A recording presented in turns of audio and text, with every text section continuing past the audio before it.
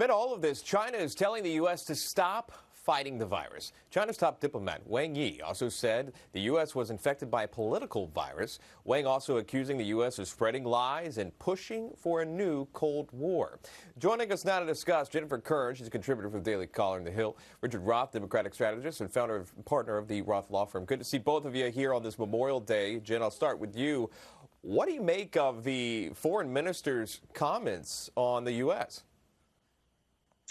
Well, Sean, I think China lost the right to tell any country what to do when they, on January 21st, told the World Health Organization to suppress information that the coronavirus, COVID-19, could be transmitted from one human being to the other.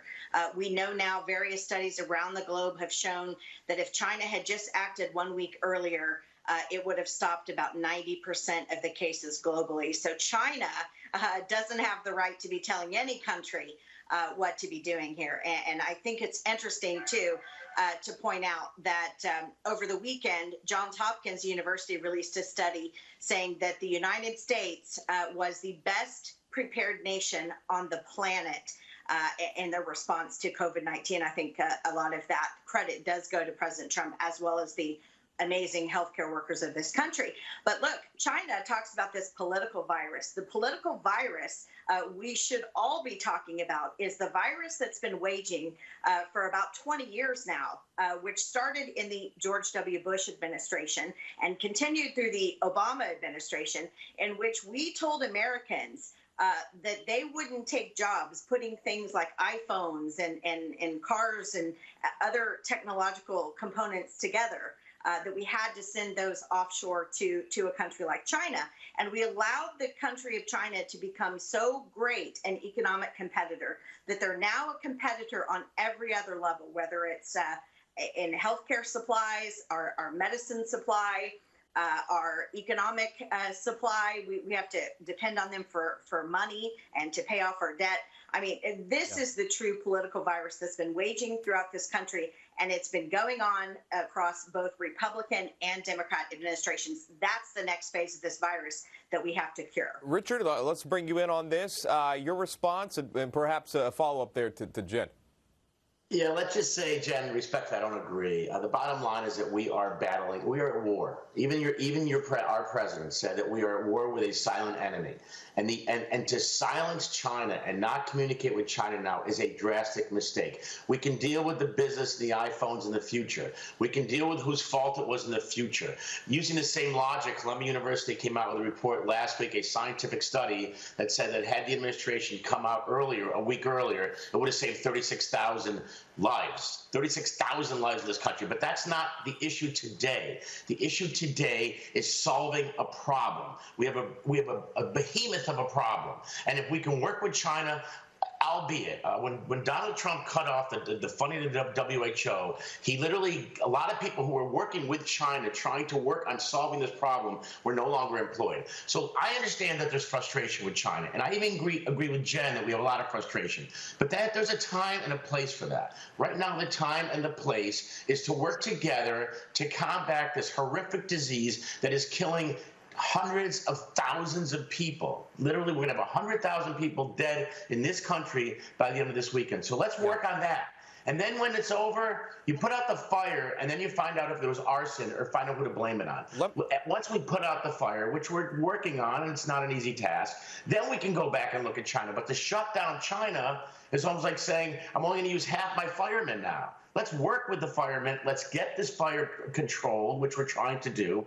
And then in time, we can look and see if China is as bad of devil as Jen leads them to be. Back to your point about the death count and where we are, there's a headline that's got a lot of people talking. The New York Times grabbing the headline this weekend after publishing more than 1,000 names of people who lost their lives to coronavirus.